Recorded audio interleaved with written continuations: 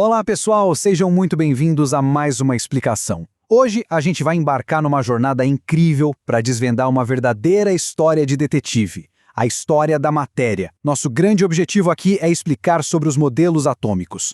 Vamos acompanhar, passo a passo, como a ciência evoluiu para entender aquela estrutura minúscula que forma absolutamente tudo ao nosso redor.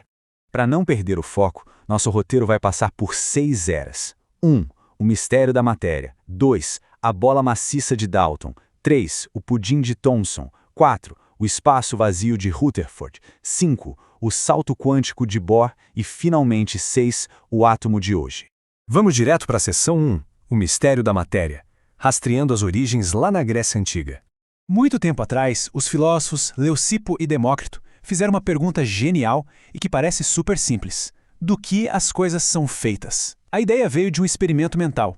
Imagina pegar uma pedra, cortar na metade, depois cortar de novo e de novo. Qual seria o limite final? Aquele ponto inquebrável onde simplesmente não dá mais para dividir? Eles deram um nome para esse pedacinho final: átomo. A palavra vem do grego, onde a significa não e tomo é divisão, ou seja, aquilo que não é divisível. É muito maluco pensar que um conceito tão antigo é exatamente a base que nos permite hoje entender a química e construir tecnologias monumentais, tipo a energia nuclear. Com o passar do tempo e o avanço da tecnologia, o nosso entendimento dessa pecinha minúscula começou a evoluir muito rápido, impulsionado por 4 marcos históricos que a gente vai explorar agora. Entrando na seção 2, a bola maciça de Dalton, o famoso modelo da bola de bilhar de 1808.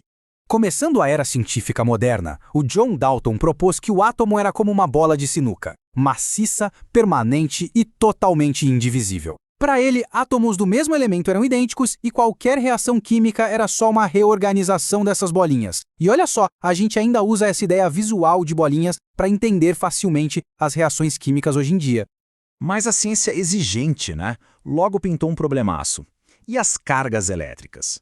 No final do século XIX, a comunidade científica já conhecia bastante sobre eletricidade, e essa bolinha maciça e neutra do Dalton simplesmente não conseguia explicar por que os objetos do nosso dia a dia davam choque ou possuíam cargas. E isso nos joga direto para a seção 3, o pudim de Thomson e a descoberta do elétron, em 1897. O Joseph Thomson chegou literalmente estilhaçando aquele paradigma antigo. Enquanto Dalton falava que o átomo era totalmente indivisível, o novo modelo do Thomson provou que a estrutura era divisível. Sim, ele introduziu a ideia de um centro positivo cheio de pequenas partículas negativas vivendo lá dentro. Estudando raios catódicos naquelas ampolas de vidro de Crookes, ele descobriu o elétron, uma partículazinha com massa e carga negativa. Como o átomo como um todo precisa ser neutro, ele imaginou uma massa central positiva com esses elétrons pendurados nela. Foi aí que nasceu o apelido mundialmente famoso, o modelo do pudim de passas. Só que a alegria durou pouco, porque na ciência, um mistério resolvido atrai outro. E a radioatividade? Quando os pesquisadores começaram a ver elementos radioativos emitindo energia e matéria espontaneamente, aquele pudim estático do Thomson simplesmente desmoronou. Não fazia o menor sentido.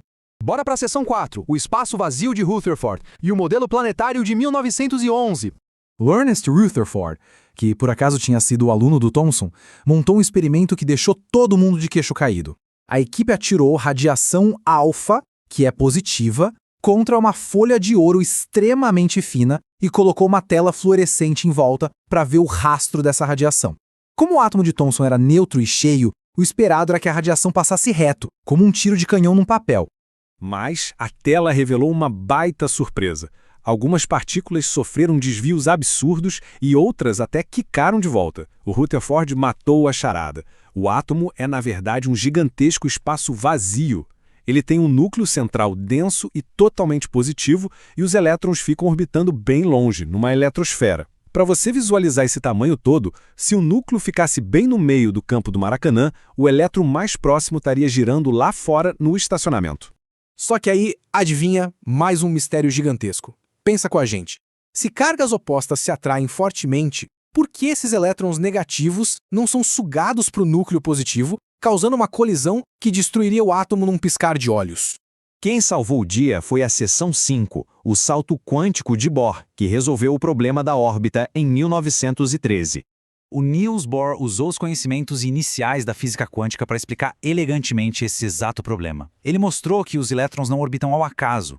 Eles ficam em camadas de energia muito específicas. Se eles recebem um empurrãozinho de energia, tipo calor ou uma faísca, eles dão um salto para uma órbita maior. E quando caem de volta para a órbita original, eles liberam essa energia extra na forma de luz. É exatamente essa dinâmica que explica as cores vibrantes que a gente vê no nosso mundo físico. E chegamos à seção 6, o átomo de hoje. Prótons, nêutrons e o reino quântico.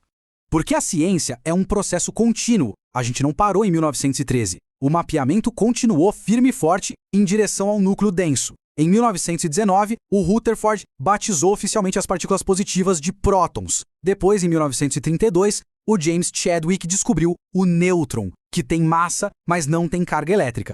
E hoje em dia, a gente já conseguiu descer um nível ainda menor, identificando partículas incríveis no reino quântico, como os quarks e os neutrinos.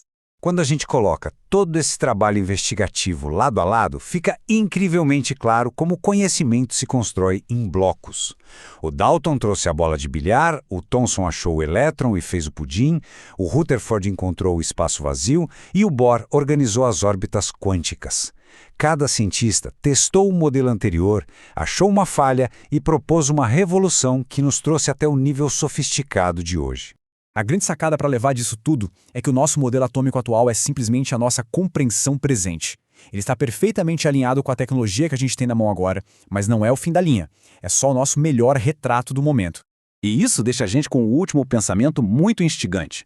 Com tudo que já foi desvendado e sabendo que a matéria não para de revelar segredos, que tipo de fenômeno oculto a próxima geração de cientistas vai descobrir?